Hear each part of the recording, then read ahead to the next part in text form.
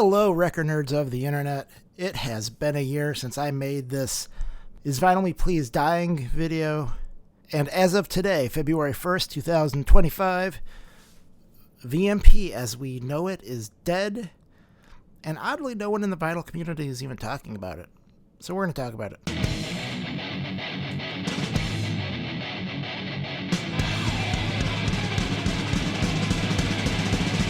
6 in the morning. So in case you don't know, Vinyl Me Please was? I don't know. We'll find out. You tell me what you think in the comments below. Does Vinyl Me Please even still exist other than in its corporeal form? Because I don't think it does. Anyway, it's a record subscription service where every month they would send you a new record based on a genre you picked when you signed up.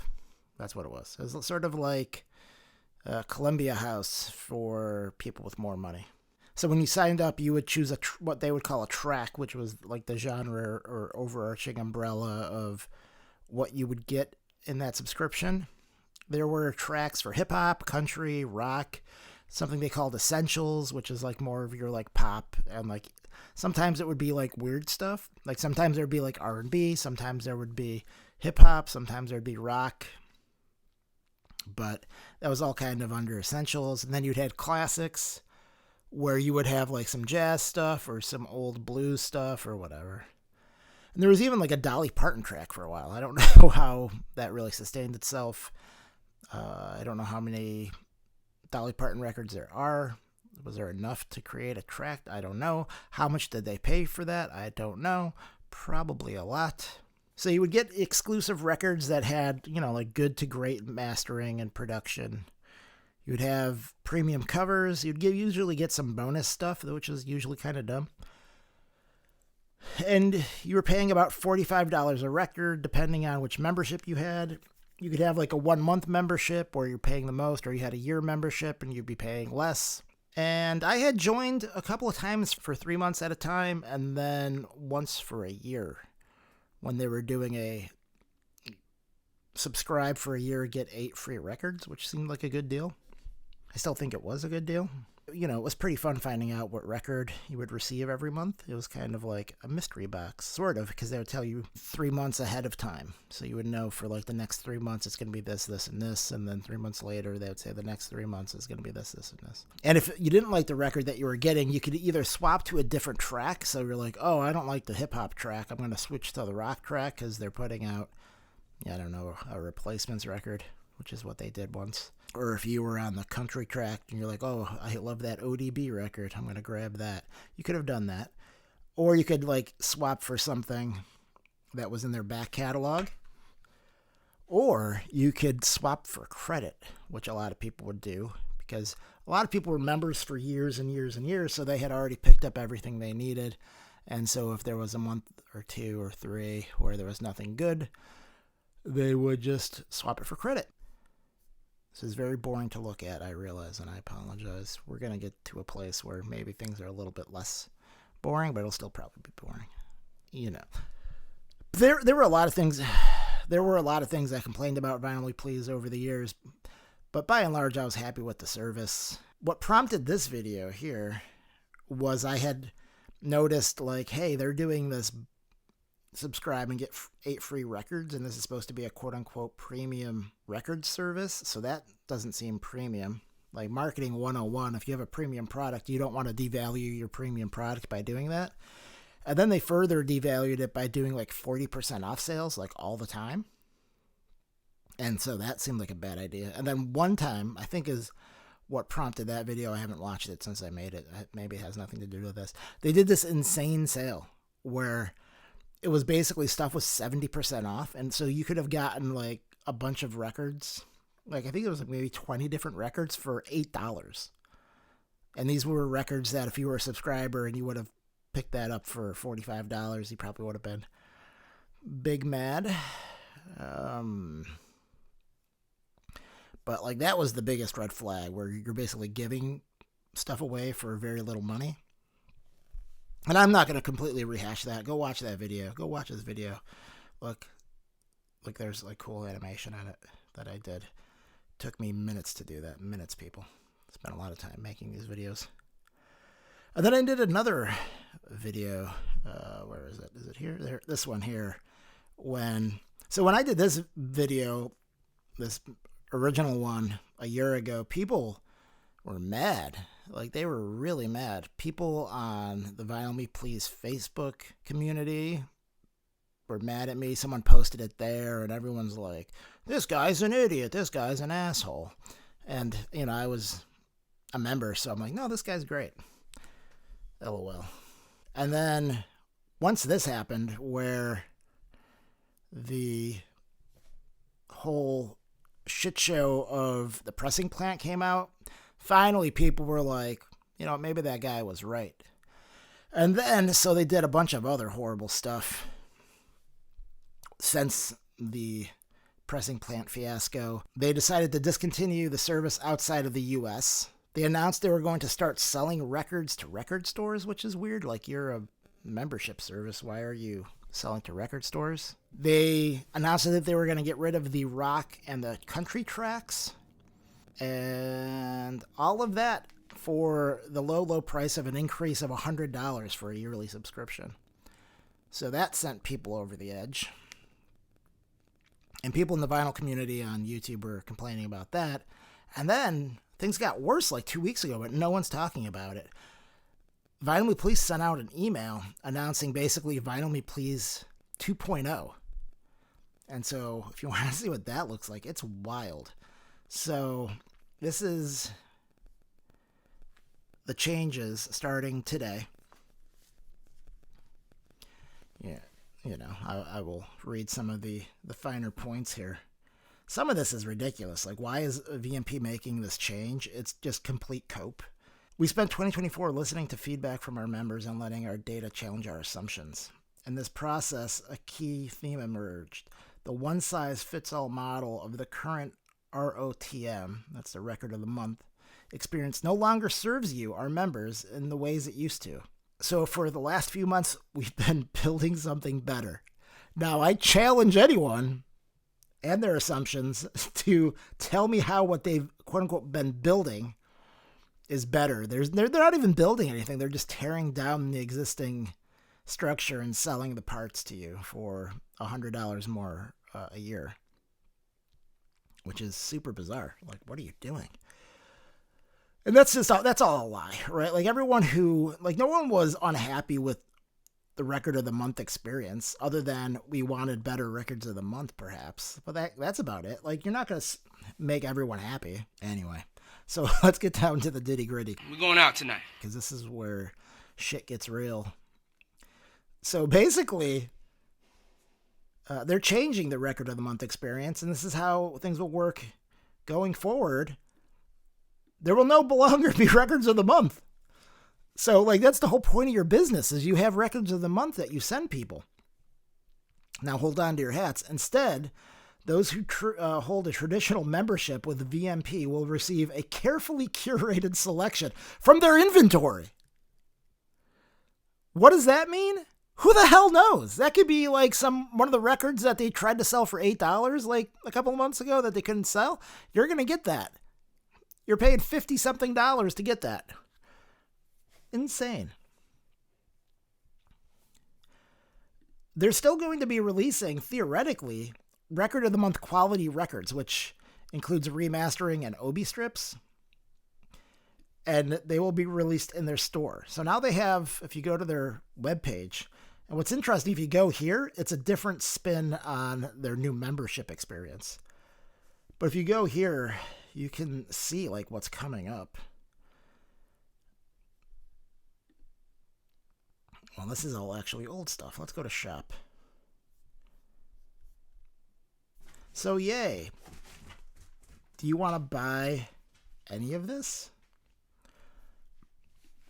Do you want to receive any of these records? I don't know. Like, this MF Doom record would be cool. You're not going to get that. They're not going to send you that, probably. I don't think. And even if you did, like, you can pick up this record for $35. Why would I pay them extra $20? Explain that to me. This record was like $12. This record was $12. I think this record was $12. This record was like $12. This record was $8. You will receive this record because why not? Is this all they have? This can't be all of it. Oh, good news, everyone. The Black Sabbath is back in stock. But, like, this is the kind of stuff that they're going to do. Like, this Dropkick Murphys record. This is the same as what you could buy from Epitaph right now. You can go to a record store right now and buy this for $25. Or you could buy this one for limited of 500 pressing on this blue vinyl. You could pay an extra, how much is this? $40. You could pay $40 for this thing. If you're a member. If you're not a member, you could pay one time $45. You could pay an extra $20. Why? Explain that to me. So basically what you do is every month this list will get longer and you can pick something out of this list. And if there's nothing if you can't find anything, they're just going to send you something. Let's continue. So they're going to have a swap window. And if you don't pick something with a swap, they're just going to pick you something based on your history, your wish list that you like, and the genres of your track or tracks. Like if you're crazy enough to have multiple subscriptions to Vinyl Me Please at this point, which why would anyone have multiple subscriptions to Vinyl Me Please? Makes no sense. Oh, but good news, they're re-enabling the country and the rock tracks, even though they got rid of them essentially, because you're not going to get a record of the month. They're just using this as a data point to provide you a record, theoretically. Oh, and then guess what? You get 15% off future store purchases. Compare if you're a current member. That's their big, hey, you should stick with us. Extra 5% discount on this crap compared to the 10% for new members. They're not getting any new members. No one's signing up for this on purpose. Oh, but it gets worse. So remember how you used to be able to swap for credit if you couldn't find anything? You can't do that anymore. The credit swap is gone. You have to take one of their records or they're going to send you some garbage. Awesome. This is, what did they say? This is what they've built as better. This is building better. What the fuck are they talking about? Pardon my language, people, but what in the fuck? Oh, and then it gets worse. So in case you didn't want to pay $500 whatever for a yearly subscription, you can, now they have a crate membership where you pay $120 and you get everything you would if you actually paid the $500, except for the records. Like you get free shipping, you get access to pre-orders. Who cares? 10% off the store. Who cares? So you're paying $120 for shipping. How many records a year would you have to buy to make that make sense? Enough to where you'd probably be better off just buying the goddamn subscription. But guess what? No one's buying a subscription and no one's paying for it. Like, who's paying for this? So here's the real interesting thing. So now, so basically, if you're a current member, they're doing a bait and switch on you. And so they know that. And so now they've opened this window of, if you want to cancel your membership, they will prorate a refund to you. But you have from January 27th to February 15th to do this. If you are currently a Vinyl Me Please member, I fully suggest that you get your refund, because this is some bullshit. The weird thing is too, so if you go here, they also a more personalized VMP experience is coming. Yeah, I guess it's more personalized because you have to pick something. Why are we making this change? Two realities have shaped our evolution. There are so many albums deserving of the definitive treatment VMP is known for, and our members have told us they want more options, more flexibility, and an experience that aligns with their unique tastes. That makes no sense. Makes no sense on its face. This is the best. This is the fucking best. We're introducing a new record of the month model designed around you and your tastes. And how are they doing that? We are no longer releasing records of the month. It's insane. It is insane. Insane. Holy cow. This is insane. So here, this is sort of also kind of sketchy. Like, so if you go to join, it doesn't tell you any of this. So if you don't know this and you go to join the club and you're like, yes, I want to pay $529. Oh, look I can choose any of these. Cool. So I can pick rock. Cool. Like, it never tells you that, yeah, you can pick this, but you're not going to actually get those records. Like, it never explains when you go to sign up what you're signing up for. Like, if you have the assumption that you're signing up for what Vinyl Me Please was 2 months ago, it sucks to be you. So, man, I can't imagine anyone being happy with this. Like, I don't know who they're trying to convince with their bullshit that this is somehow making a better experience for anyone. All it is providing them an opportunity to offload records that wouldn't sell. It offers them an opportunity to spend less money because now, rather than having 6 tracks that they have to license music for every month, which has got to be expensive, now they don't have to do that. Now they can just do 1 or 2. It doesn't even matter. They can maybe, as long as they do 1, someone has something to pick from. And then, oh, you don't like the 1 record? Well, go pick something up. Go grab something that's been sitting on their shelves for 5 years. Grab this Beastie Boys record. That's good. Legitimately, that's a good record. It's probably one of the few records worth picking up from them at this point. This John Coltrane is good.